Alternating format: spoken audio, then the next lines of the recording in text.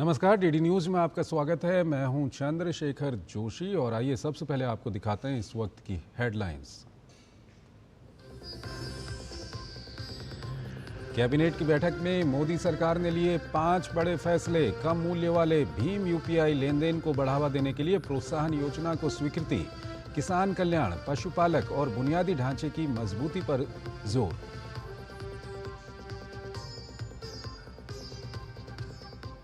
नागपुर हिंसा मामले में पुलिस ने मास्टरमाइंड को किया गिरफ्तार। भीड़ इकट्ठा कर पथराव की साजिश का आरोप। मुख्यमंत्री फडणवीस ने कहा, नागपुर में हुई घटना थी पूर्व नियोजित।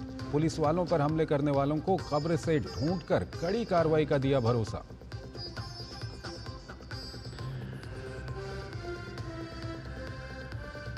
पंजाब पुलिस की किसानों पर बर्बर कार्रवाई। डल्लेवाल, पंढेर समेत कई किसान नेता हिरासत में। पंजाब पुलिस ने शंभू और खनौरी बॉर्डर से किसानों को खदेड़ा। धरना स्थल पर पुलिस ने बुलडोजर से ढहाया। बीजेपी ने कहा, केजरीवाल के इशारे पर काम कर रही मान सरकार।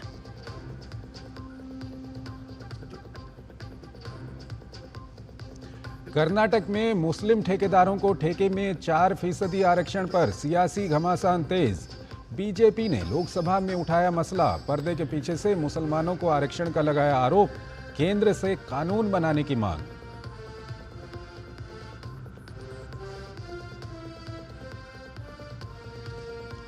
दिल्ली में रायसीना डायलॉग के आखिरी दिन विदेश मंत्री एस जयशंकर का बड़ा बयान। कहा, आप पसंद करें या ना करें, टैरिफ व प्रतिबंधों का हथियार के तौर पर इस्तेमाल अब सच्चाई।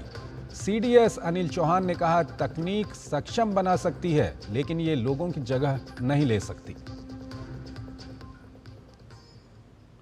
और आइए अब खबरों को विस्तार से देखते हैं। मोदी सरकार ने आज कई बड़े फैसले लिए हैं जिसका फायदा देश के किसानों, पशुपालकों को होगा। तो डिजिटल भुगतान को प्रोत्साहन देने के लिए भी बड़ा कदम उठाया गया है। महाराष्ट्र में कनेक्टिविटी बढ़ाने के लिए 6 लेन का ग्रीनफील्ड राजमार्ग बनेगा। तो असम में यूरिया उत्पादन को बढ़ाने के लिए प्लांट का विस्तार होगा। क्या है केंद्रीय कैबिनेट के बड़े फैसले, ये रिपोर्ट देखिए। बुधवार को मोदी कैबिनेट ने बड़े फैसले लिए जिसके तहत कई योजनाओं को मंजूरी मिली।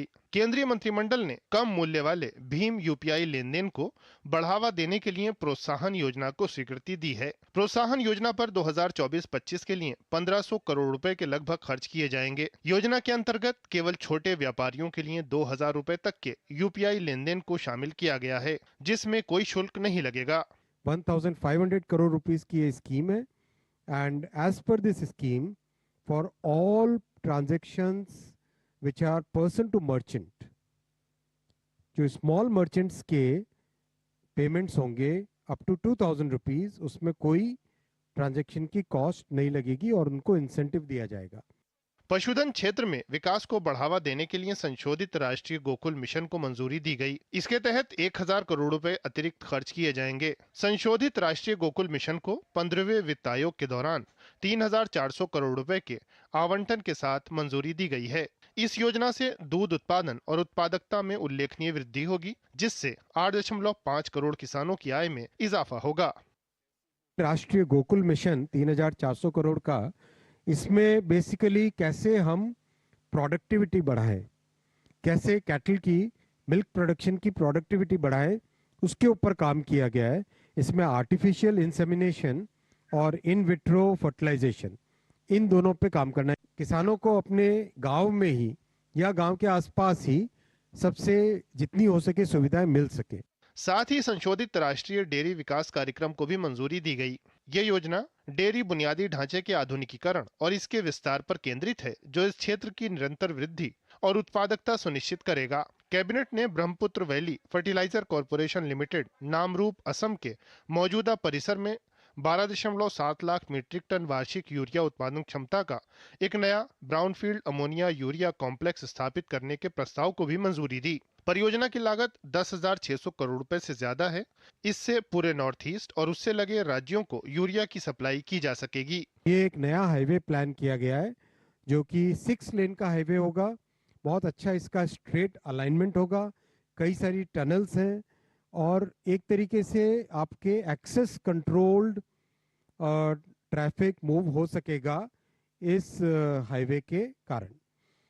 आर्थिक मामलों की मंत्रिमंडलीय समिति ने महाराष्ट्र के जेएनपीए पोर्ट से चौक तक 6 लेन की एक्सिस नियंत्रित ग्रीनफील्ड हाई स्पीड राष्ट्रीय राजमार्ग के निर्माण को मंजूरी दे दी है।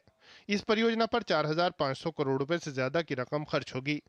6 लेन ग्रीनफील्ड प्रोजेक्ट कॉरिडोर से बेहतर बंदरगाह कनेक्टिविटी होगी। इससे सुरक्षित और कुशल माल ढुलाई में मदद मिलेगी। ये परियोजना मुंबई और पुणे के आसपास के विकासशील क्षेत्रों में विकास, प्रगति और समृद्धि के नए रास्ते खोलेगी। कुल मिलाकर कैबिनेट के ये फैसले किसानों के साथ साथ आम आदमी के लिए भी बेहद लाभकारी माने जा रहे हैं। नीरज सिंह की रिपोर्ट, डीडी न्यूज। भारत सरकार विभिन्न योजनाओं और प्रोत्साहनों के माध्यम से अल्पसंख्यक समुदायों सहित सभी समुदायों की सामाजिक आर्थिक स्थिति में सुधार करने का प्रयास कर रही है, जिससे ये सुनिश्चित हो सके कि सभी समुदायों की सामाजिक आर्थिक स्थिति राष्ट्रीय मुख्यधारा के बराबर हो। अल्पसंख्यक मामलों का मंत्रालय विशेष रूप से 6 केंद्रीय रूप से अधिसूचित अल्पसंख्यक समुदायों के सामाजिक आर्थिक और शैक्षिक सशक्तिकरण के लिए देश भर में विभिन्न योजनाओं को लागू करता है। ये योजनाएं अल्पसंख्यकों के कमजोर वर्गों के लिए हैं। अल्पसंख्यक समुदायों के कल्याण के लिए अल्पसंख्यक मामलों द्वारा कार्यान्वित की जाने वाली योजनाएं कार्यक्रम हम आपको बता रहे हैं। अल्पसंख्यक का सशक्तिकरण, अल्पसंख्यक समुदायों के सामाजिक आर्थिक और शैक्षिक सशक्तिकरण के लिए विभिन्न योजनाएं लागू हैं। केंद्रीय अल्पसंख्यक मामले एवं संसदीय कार्य मंत्री किरण रिजिजू ने लोकसभा में लिखित उत्तर में ये जानकारी दी। उन्होंने बताया कि शैक्षिक सशक्तिकरण योजनाएं pre matric, post matric, merit cum means आधारित छात्रवृत्तियां हैं। रोजगार और आर्थिक सशक्तिकरण योजनाएं हैं, जिसमें प्रधानमंत्री विरासत का संवर्धन, पीएम विकास, अल्पसंख्यकों को रियायती ऋण प्रदान करने के लिए एनएमडीएफसी को इक्विटी, अवसंरचना विकास योजना, प्रधानमंत्री जन विकास कार्यक्रम यानी कि पीएमजीवीके योजनाओं ने मिलकर उच्च स्तरीय कौशल प्राप्ति, आजीविका के अधिक अवसर, उच्च रोजगार क्षमता, बेहतर अवसंरचना तक बेहतर पहुंच, बेहतर स्वास्थ्य और अल्पसंख्यक समुदायों के समग्र कल्याण में योगदान दिया है। नागपुर में हाल ही में हुई हिंसा की घटना को मुख्यमंत्री देवेंद्र फडणवीस ने पूर्व नियोजित बताया है। महाराष्ट्र विधानसभा में बोलते हुए मुख्यमंत्री देवेंद्र फडणवीस ने कहा कि ये घटना पूर्व नियोजित थी और इसमें कोई संदेह नहीं है। इसके साथ ही मुख्यमंत्री ने यह भी स्पष्ट किया कि नागपुर में औरंगजेब की प्रतीकात्मक कब्र को जलाया गया था और आयत वाली कोई चादर नहीं जलाई गई। देवेंद्र फडणवीस ने आयत वाली चादर को लेकर अफवाह फैलाने की भी बात कही। मुख्यमंत्री ने घटना पर सख्त रुख अपनाते हुए कहा कि पुलिस पर हमला करने वालों पर कब्र से भी ढूंढकर कार्रवाई की जाएगी। पंजाब पुलिस ने पंजाब हरियाणा शंभू बॉर्डर और खनौरी बॉर्डर से किसानों को खदेड़ दिया, जो विभिन्न मांगों को लेकर धरने पर बैठे थे। पुलिस ने धरना स्थल पर किसानों द्वारा बनाए गए अस्थायी ढांचों को भी बुलडोजर से ढा दिया और धरना स्थल के सामानों को जब्त कर लिया।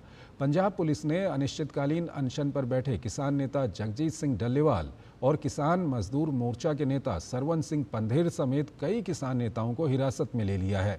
अपनी मांगों के समर्थन में बैठे किसानों के आंदोलन को बर्बरतापूर्वक पंजाब पुलिस द्वारा कुचलने की चारों तरफ निंदा हो रही है।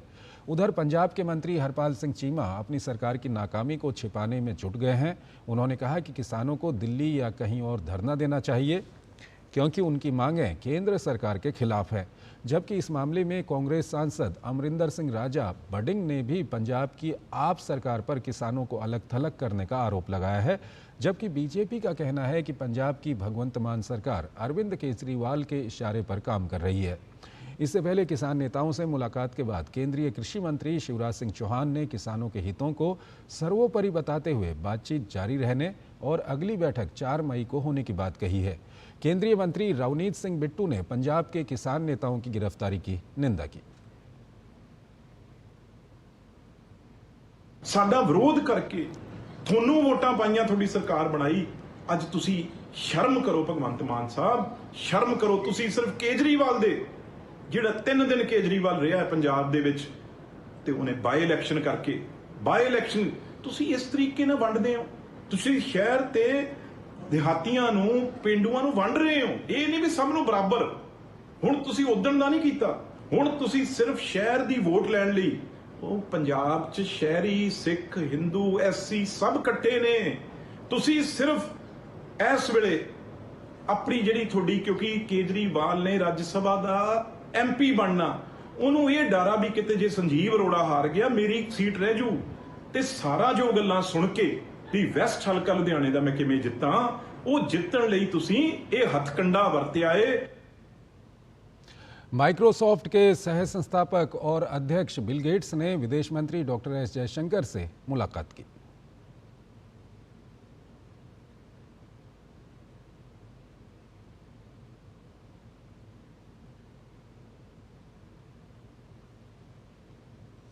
विदेश मंत्री डॉक्टर एस जयशंकर से स्लोवाकिया के विदेश मंत्री जुराज ब्लानर ने भी मुलाकात की। इस दौरान व्यापार, निवेश, गतिशीलता, शिक्षा, बुनियादी ढांचे और संस्कृति के बारे में बात की। डॉक्टर एस जयशंकर ने कहा कि उपनिषद का स्लोवाक अनुवाद पाकर बहुत खुशी हुई।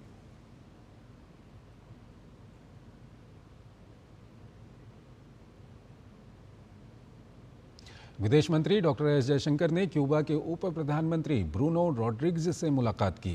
इस दौरान विशेष रूप से स्वास्थ्य और पारंपरिक चिकित्सा के क्षेत्र में हमारे विकास सहयोग पर चर्चा की गई।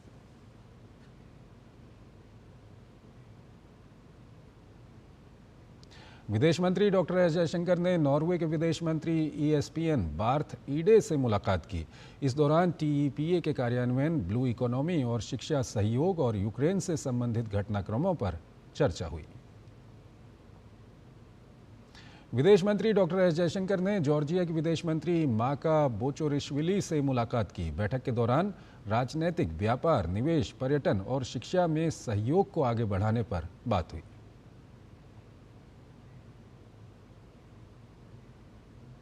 विदेश मंत्री डॉक्टर एस जयशंकर ने लिंस्टेनस्टीन की विदेश मंत्री डोमिनिक हसलर से मुलाकात की।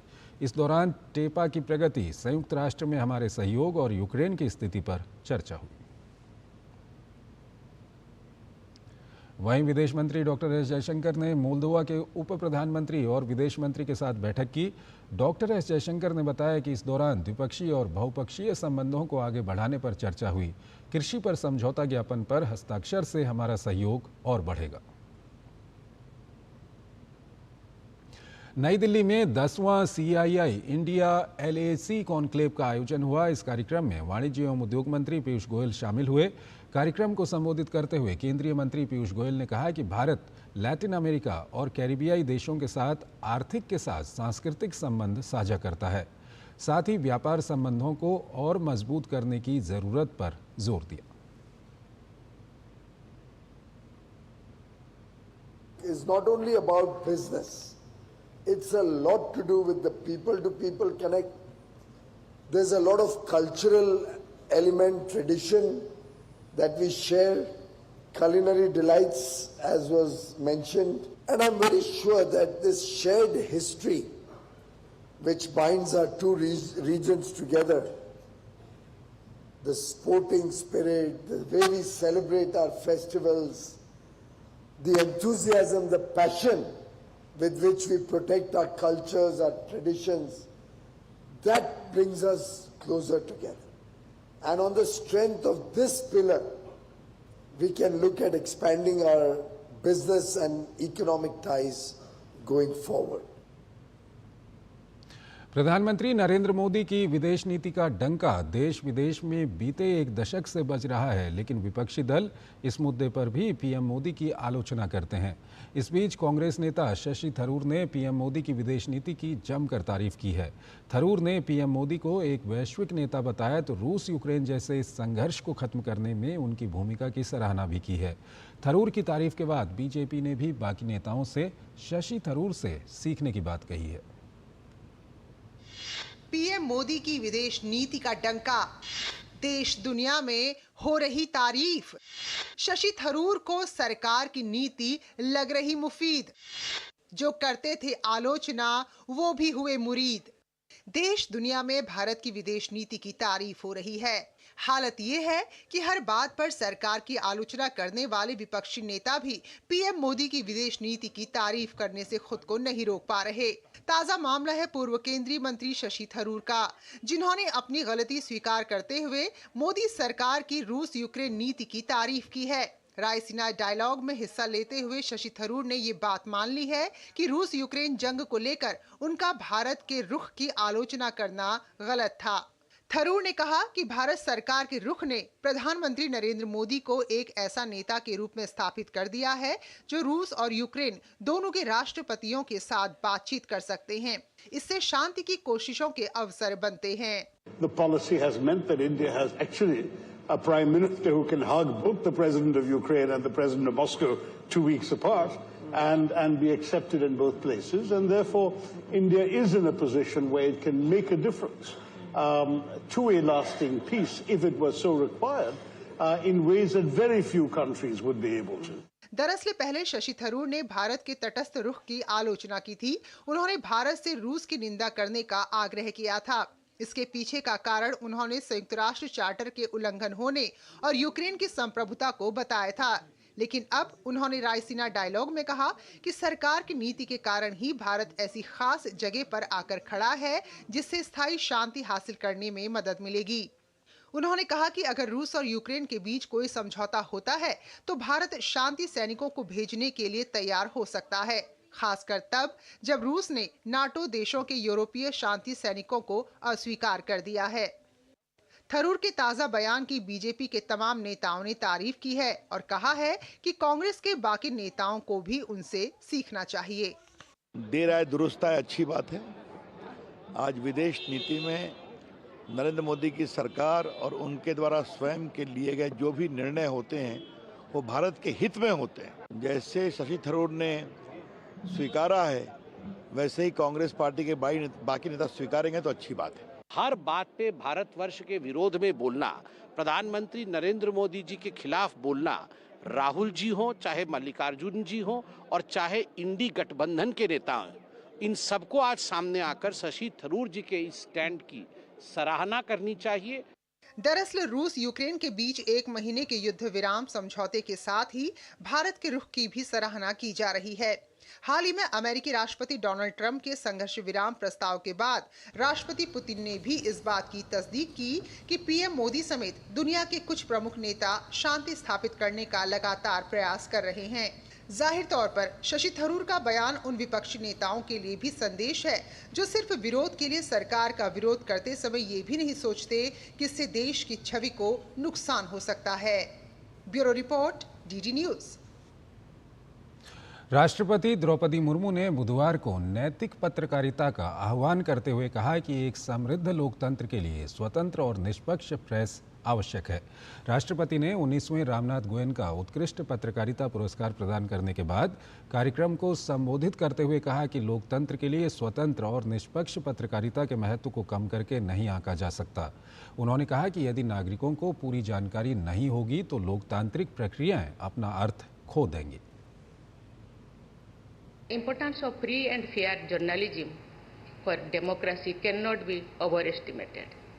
If the citizens are not well informed, the democratic process loses their very meaning. News media is called the fourth estate because it plays a vital role in a modern state.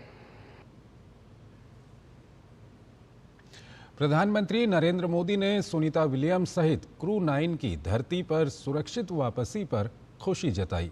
PM ने अंतरिक्ष यात्रियों की दृढ़ता और साहस को सराहा। PM ने सुनीता विलियम्स की खूब सराहना की।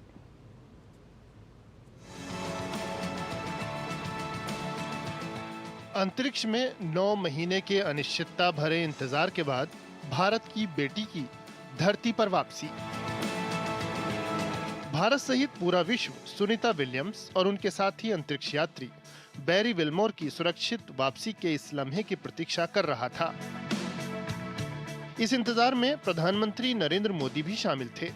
पीएम ने सोशल मीडिया प्लेटफॉर्म एक्स पर क्रू 9 का स्वागत करते हुए लिखा, the earth missed you.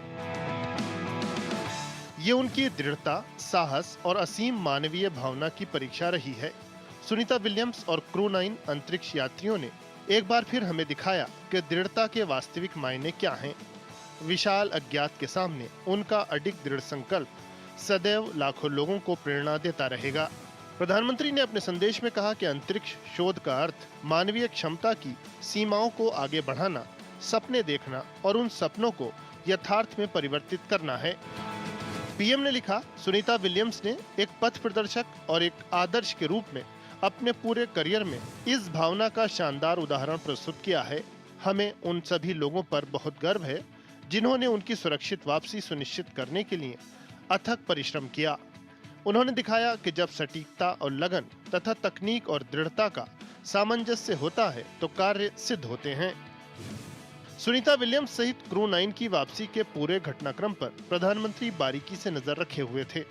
PM ने 1 मार्च को सुनीता विलियम्स के नाम पत्र में उनके अच्छे स्वास्थ्य और मिशन की सफलता की कामना की थी। अमेरिकी नेताओं के साथ मुलाकात में प्रधानमंत्री सुनीता विलियम्स के बारे में बराबर जानकारी लेते रहे। पीएम अपने पत्र में सुनीता विलियम्स को धरती पर सुरक्षित वापसी के बाद भारत आने का न्योता दे चुके हैं ताकि देश अपनी सबसे शानदार बेटियों में से एक की मेजबानी कर सके। Bureau report, DD news. हर भारतवासी के दिल में छुपा है एक अलग भारत, सबसे अनछुआ, दिलों को जोड़ता, हर खट्टी मीठी यादों को समेटता मेरा भारत। अपने भारत को दुनिया के साथ साझा करें, इसकी जीवंत रास्तों को, छुपे हुए नज़ारों को, अपनी अनूठी कहानियों को कैद करें और शामिल हों वेव्स एक्सप्लोरर चैलेंज में। सूचना एवं प्रसारण मंत्रालय की पहल waves world audio visual entertainment summit के वेब एक्सप्लोरर चैलेंज में एंट्री भेजने के लिए है 20 मार्च तक का समय। यूट्यूब शॉर्ट्स या ब्लॉग पर वेव्स एक्सप्लोरर हैशटैग का उपयोग कर दुनिया को दिखाएं अपना भारत। जल्द वेव्स एक्सप्लोरर चैलेंज के लिए रजिस्टर करें। प्रसार भारती के सीईओ गौरव द्विवेदी की मौजूदगी में भारत के लोक सेवा प्रसारक यानी प्रसार भारती और जर्मनी की फुटबॉल लीग डीएफवी पोकाल के बीच करारनामा हुआ। इस करारनामे के तहत फुटबॉल लीग डीएफवी पोकाल के पुराने मैचों को दिखाने के साथ ही इस लीग के होने वाले 2 सेमीफाइनल और फाइनल मैच का डीडी स्पोर्ट्स पर सीधा प्रसारण किया जाएगा। इसके साथ ही ओटीटी ऐप वेब्स पर भी सजीव प्रसारण होगा। भविष्य के फुटबॉल खिलाड़ियों को प्रोत्साहित करने के साथ ही देश भर से 20 खिलाड़ियों का भी चयन किया जाए। जर्मनी की फुटबॉल लीग डीएफबी पोकाल के साथ में आज प्रसार भारती का एक करारनामा हुआ और इसके तहत जो उनके पुराने सीजन्स के जो कार्यक्रम हुए हैं, जो मैचेस हुए हैं, उनकी हाइलाइट्स हम दिखाएंगे अपने दर्शकों को। और साथ ही साथ जो इस सीज़न के जो कार्यक्रम हैं जिसमें कि उनके लीग मैचेस के बाद जो 2 सेमीफाइनल्स होने वाले हैं और जो फाइनल मैच होगा उसका हम सीधा प्रसारण डीडी स्पोर्ट्स पर करेंगे और हमारी जो ओटीटी की ऐप है वेव्स, उस पर भी इसका प्रसारण सजीव किया जाएगा। साथ ही साथ आने वाले महीनों में डीएफपी द्वारा विभिन्न राज्य सरकारों के साथ में मिलकर के कुछ नए खिलाड़ियों को चिन्हित करने का एक कार्यक्रम किया जा रहा है और ऐसे करीब 20 खिलाड़ियों को फिर वो अपने खर्चे पर लेकर के जर्मनी जाएंगे, जहां उन बच्चों को ट्रेनिंग होगी, जहां उन बच्चों को वहां के मैचेस में खेलने का अवसर मिलेगा। तो मुझे विश्वास है कि दोनों दृष्टियों से ये हमारे लिए बहुत एक अच्छी बात रहेगी। एक तो हमारे जो दर्शक हैं भारत भर में जो फुटबॉल में रुचि रखते हैं उनको अच्छी क्वालिटी के मैचेस देखने को मिलेंगे और साथ ही साथ जो हमारे बच्चे हैं जिनका कि फ़ुटबॉल में रुचि है उनको ट्रेनिंग के लिए और आगे बढ़ने के लिए फ़ुटबॉल को एज अ करियर चाहे कहें या एक पैशन के तौर पर लेने के लिए उनको उसमें प्रोत्साहन भी मिलेगा। आतंकवाद का मुकाबला करने के लिए आसियान रक्षा मंत्रियों के सम्मेलन प्लस ADMM प्लस के एक्सपर्ट्स वर्किंग ग्रुप की 14वीं बैठक आज नई दिल्ली में चल रही है।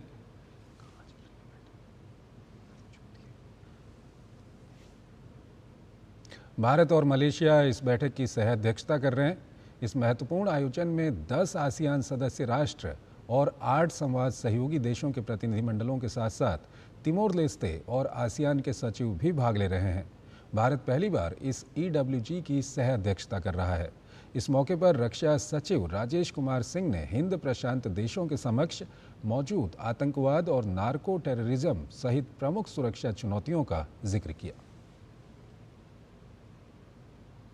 No secret that the Indo-Pacific region in particular confronts numerous traditional and non-traditional security threats, including terrorism, narco-terrorism, narcotics trade, cyber threats, and all that in the midst of proliferation of new and emerging technologies. Terrorism remains a dynamic and evolving challenge with threats increasingly transcending national borders. The use of advanced technology, cyber tools, unmanned systems, etc. by terrorist groups necessitates a cohesive, forward-looking and action-oriented approach. नई दिल्ली के भारत मंडपम में 10वें smart cities India expo 2025 का आयोजन चल रहा है। ये एक्सपो 19 से 21 मार्च तक आयोजित किया जाएगा। Our vision is that our transport system should be smart, safe and affordable, sustainable.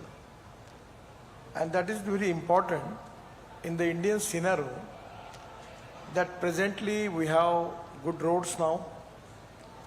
We are making express highways, 49 express highways are in the process, and which is going to reduce the time, and that is very important for the economics also.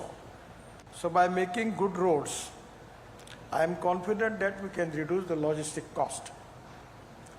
At the same time, our government is giving special priority for alternative fuel and biofuel. केंद्रीय सड़क परिवहन एवं राजमार्ग मंत्री Nitin Gadkari hydrogen आधारित fuel cell electric वाहन से संसद भवन पहुंचे। ग्रीन हाइड्रोजन से चलने वाली कार का प्रदर्शन करते हुए गडकरी ने भारत के लिए हाइड्रोजन आधारित समाज का समर्थन करने के लिए हाइड्रोजन FCEV तकनीक और इसके लाभों के बारे में जागरूकता फैलाने की आवश्यकता पर बल दिया। हमारे भविष्य की फ्यूल हाइड्रोजन है। आज हम ऊर्जा को आयात करने वाला देश है। आगे हम 5 साल के 10 साल के बाद हम ऊर्जा को निर्यात करने वाला देश बनेंगे, और ये जो प्रदूषण होता है पेट्रोल डीजल के कारण, फॉसिल फ्यूल नहीं होगा। और इसलिए अल्टरनेटिव फ्यूल और बायोफ्यूल का मैं 2004 से प्रचार करता हूँ। अब किसान अन्नदाता नहीं ऊर्जादाता, ऊर्जादाता नहीं ईंधन दाता, ईंधन दाता नहीं बिटुमिन दाता, अब बिटुमिन दाता नहीं हवाई ईंधन दाता, और हवाई ईंधन दाता ने हाइड्रोजन दाता। झारखंड में स्वास्थ्य सुविधाओं में कथित अनियमितताओं से जुड़ी कैग की रिपोर्ट पर विपक्षी दल भारतीय जनता पार्टी ने हेमंत सोरेन सरकार पर जमकर निशाना साधा। भाजपा प्रवक्ता तुहिन सिन्हा ने कहा कि 27 फरवरी को स्वास्थ्य पर आई कैग रिपोर्ट में 19,125.88 करोड़ का कोई हिसाब नहीं है। साथ ही कहा कि यूटिलिटी प्रमाण पत्रों का भी कोई हिसाब नहीं है। 27 फरवरी को एक कैग की रिपोर्ट प्रस्तुत की गई थी झारखंड की असेंबली में। स्वास्थ्य संबंधी जो परफॉर्मेंस रही है राज्य के तमाम स्वास्थ्य विभागों की, 19,125.88 करोड़ का कोई हिसाब नहीं है, जिसमें कि 5,209 उपयोगिता प्रमाण पत्र, 5,209 यूटिलाइजेशन सर्टिफिकेट जो हैं जमा नहीं किए गए हैं, परंतु ये राशि जो है 19,125.88 करोड़ 19,125.88 करोड़ रिलीज कर दी गई। तो एक तरफ फंड्स रिलीज किए जाते हैं लेकिन यूटिलिटी सर्टिफिकेट्स का कोई हिसाब किताब नहीं होता है। झारखंड में स्वास्थ्य क्षेत्र में हो रहे भ्रष्टाचार को लेकर भाजपा ने राज्य की सत्ता में भागीदार कांग्रेस को भी जमकर घेरा। भाजपा प्रवक्ता तुहिन सिन्हा ने कहा कि कांग्रेस यहां जब भी सरकार में रहती है वहां स्वास्थ्य विभाग अपने पास रखती है ताकि झारखंड को अपना ATM बना सके। साथ ही झारखंड सरकार ने आयुष्मान भारत के कवरेज को कम करने की भी घोषणा की है। कांग्रेस विशेष रूप से हेल्थ मिनिस्ट्री को झारखंड में अपने पास रखती है ताकि वो झारखंड को अपना एक ATM बना सके। और सवाल जो है ये राहुल गांधी तक जाता है, क्योंकि हमने देखा है कि जहां जहां कांग्रेस को मौका मिलता है वो सरकारें बनाती ही है राज्यों में ताकि सरकार को लूट सके। और 31 जनवरी 2025 को एक बड़ा ही तुगलकी फरमान जो है झारखंड सरकार ने इसी क्षेत्र में हेल्थ संबंधी एक बड़ा ही तुगलकी फरमान जारी किया है। इस फरमान के जरिए आयुष्मान भारत में जो कवरेज है, जो कवरेज प्रदान किए जा रहे हैं, जो अस्पताल आयुष्मान भारत के कवरेज में इंक्लूडेड हैं, उनमें जबरदस्त कमी की गई है। भारतीय रिजर्व बैंक के गवर्नर ने मुंबई में चुनिंदा शहरी सहकारी बैंकों के अध्यक्षों, एमडी और सीईओ के साथ बैठक की। इस बैठक में प्रमुख उद्योग निकायों के प्रतिनिधि भी शामिल हुए। ये बैठक रिजर्व बैंक की विनियमित संस्थाओं के साथ चल रही सहभागिताओं की श्रृंखला के तहत हुई। पाकिस्तान की खुफिया एजेंसी आईएसआई के लिए काम करने के आरोप में कानपुर के ऑर्डिनेंस फैक्ट्री में काम कर रहे एक और आरोपी को यूपी एटीएस ने गिरफ्तार किया है। कुमार विकास कथित पाकिस्तानी एजेंट नेहा शर्मा से भी जुड़ा हुआ था। वो गोपनीय सूचनाएं व दस्तावेज व्हाट्सएप के माध्यम से एजेंट को उपलब्ध कराता था। कुमार विकास कानपुर देहात का रहने वाला है। वर्तमान में वो न्यू हाईवे सिटी नारामऊ बिठूर में रह रहा था। तो इस बुलेटिन में फिलहाल इतना ही। आप बने रहिए डीडी न्यूज़ के साथ। नमस्कार।